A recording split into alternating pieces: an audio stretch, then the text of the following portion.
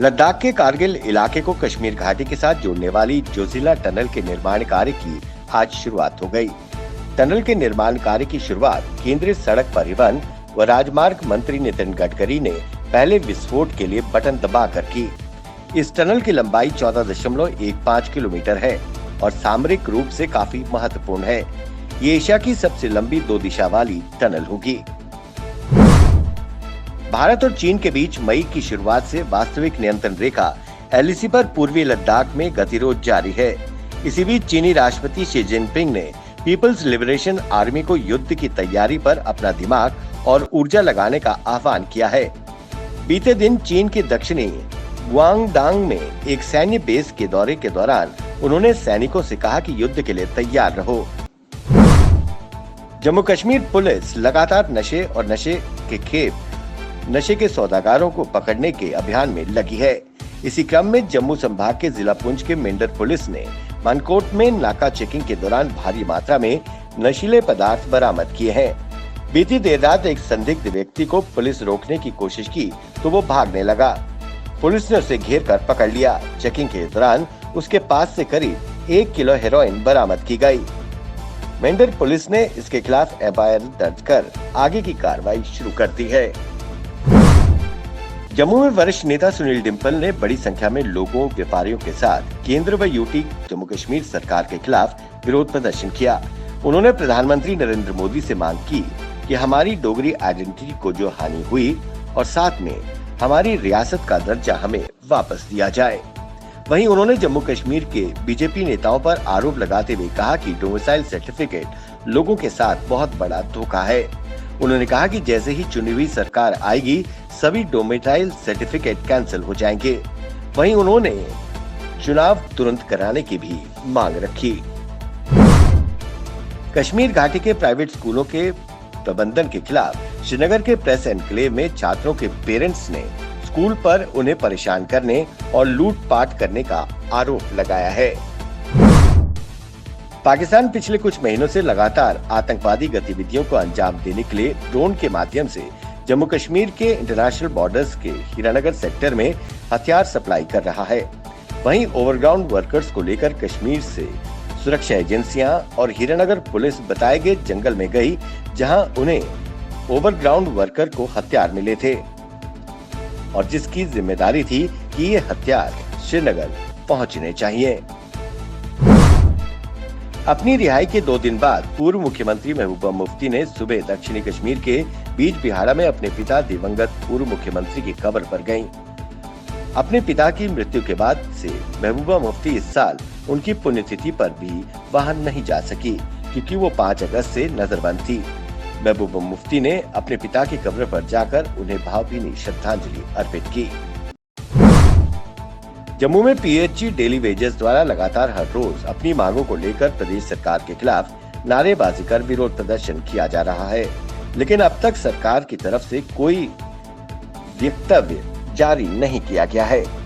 उन्होंने मांग की कि जितने भी डेली वेजेस हैं उन्हें पक्का किया जाए, मिनिमम वेजेस एक्ट तुरंत लागू किया जाए और हमारा बकाया वेतन तुरंत रिलीज किया जाए। पिछले कई दिनों से जम्मू कश्मीर के विभिन्न विभागों के डेली वेजेस सड़कों पर उतरकर अपनी मांगों को लेकर प्रदेश सरकार के खिलाफ विरोध प्रदर्शन कर रहे हैं। जिला सांबा के विजयपुर के रामगढ़ कस्बा में केंद्र द्वारा जारी प्रॉपर्टी बिल को लेकर नेशनल पैंथर्स पार्टी के वरिष्ठ नेता यशपाल शर्मा ने लोगों के साथ मिलकर इस बिल को लेकर प्रदर्शन किया।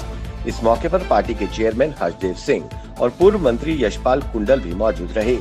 वहीं हर्षदेव सिंह ने प्रॉपर्टी बिल को लेकर केंद्र सरकार की कड़ी आलोचना की। उन्होंने कहा कि जो जम्मू कश्मीर की गरीब आवाम के साथ अन्याय है। कश्मीर घाटी के श्रीनगर प्रेस क्लब में Jammu Kashmir employees coordination committee द्वारा एक प्रेस वार्ता का आयोजन किया गया।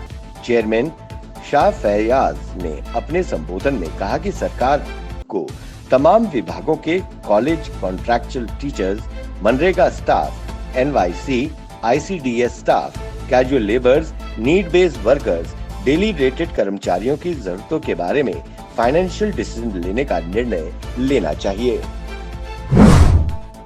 निजामिया एजुकेशनल ग्रुप ने औपचारिक रूप से जम्मू में निजामिया स्कॉलरशिप के तहत मुफ्त शिक्षा के लिए छात्रों की काउंसलिंग प्रक्रिया शुरू की। वहीं फाउंडर मिस्टर मकसूद अहमद ने कहा कि शिक्षा भविष्य का पासपोर्ट है और कल उन लोगों का है जो आज इसकी तैयारी करते हैं। इसलिए निजामिया एजुकेशनल ग्रुप जम्मू कश्मीर के छात्रों को ये अवसर देना चाहता है। Jammu Kashmir casual labours United front के बैनर तले विभिन्न विभागों में काम करने वाले कैजुअल लेबर्स ने जिला अनंतनाग के जिले के स्पोर्ट्स स्टेडियम में प्रशासन के खिलाफ अपनी मांगों को लेकर विरोध प्रदर्शन किया। उन्होंने सरकार से अपील करते हुए अनुरोध किया कि उनकी जायज मांगों को जल्द से जल्द पूरा किया जाए। सांबा में आधार कार्ड बनाने के लिए लोग आधार कार्ड दफ्तर के चक्कर लगा लगा कर थक चुके हैं। पिछले कई दिनों से सांबा आधार कार्ड ऑफिस में आधार कार्ड बनाने वाली मशीन खराब है, जिससे छात्र छात्राओं के आधार कार्ड नहीं बन पा रहे हैं और जिनके आधार कार्ड गलत बने हैं उनके भी आधार कार्ड नहीं हो पा रहे हैं। आपको बताते चले कि आजकल हर जगह आधार लिंक कर दिया गया है। चाहे बैंक में काम करवाने हो आधार चाहिए, डोमिसाइल सर्टिफिकेट बनाना हो आधार चाहिए, बच्चों को कहीं भी किसी स्कूल कॉलेज में दाखिला लेना हो तो आधार चाहिए। कई छात्र छात्राओं का भविष्य खतरे में नजर आ रहा है, मगर दफ्तर में कोई नहीं है, ना ही कोई जवाब देने के लिए है। दफ्तर वाले साफ कह देते हैं 1 महीने बाद पता करें। जम्मू में आज NSUI द्वारा क्लस्टर यूनिवर्सिटी के खिलाफ विरोध प्रदर्शन किया गया। वहीं सौरभ वर्मा ने पत्रकारों से बातचीत के दौरान कहा कि जिस तरह से क्लस्टर यूनिवर्सिटी के हालात बनाए हैं, चाहे वो मास प्रमोशन हो, चाहे पेपर को लेकर हो, फिर चाहे एडमिशन को लेकर, लेकिन अभी तक क्लस्टर यूनिवर्सिटी ने चुप्पी साधी है। उन्होंने चेतावनी देते हुए कहा कि अगर 2 दिनों के अंदर उन्होंने सीटें नहीं बढ़ाए तो हम सड़कों पर उतरकर उग्र विरोध प्रदर्शन करेंगे। जम्मू में आज स्टेट रोड ट्रांसपोर्ट कॉर्पोरेशन के कर्मचारियों ने अपनी मांगों को लेकर प्रदेश सरकार के खिलाफ विरोध प्रदर्शन किया। उन्होंने मांग की कि जल्द से जल्द उनका बकाया वेतन रिलीज किया जाए। जम्मू में आज भारतीय जनता युवा मोर्चा जम्मू कश्मीर के कार्यकर्ताओं ने नेशनल कॉन्फ्रेंस के अध्यक्ष फारूक अब्दुल्ला का पुतला जलाकर फारूक अब्दुल्ला के खिलाफ नारेबाजी कर विरोध प्रदर्शन किया। उन्होंने आरोप लगाया कि फारूक अब्दुल्ला ने चीन की मदद से 370 को वापस लाने का बयान दिया था। उन्होंने लोकसभा अध्यक्ष से ऐसे देशद्रोही की सदस्यता को रद्द करने की अपील की। जिला रामबन के रहबरे खेल एसोसिएशन की तरफ से प्रशासन के खिलाफ शांतिपूर्ण विरोध प्रदर्शन किया गया। वहीं पत्रकारों से बातचीत के दौरान रहबरे खेल एसोसिएशन रामबन के अध्यक्ष जाबाज कटोच ने सरकार से अपील की कि हमारी रेगुलर पॉलिसी को जल्द से जल्द लागू की जाए। पिछले कई सालों से ये लोग 100 रुपए पर काम कर रहे हैं और रहबरे खेल का मुलाजिम पूरी ड्यूटी दे रहा है। कोविड-19 के दौरान भी ईमानदारी से ड्यूटी को अंजाम दे रहा है। उन्होंने उपराज्यपाल मनोज सिन्हा से रहबरे खेल के मुलाजिमों को पक्का करने की अपील की।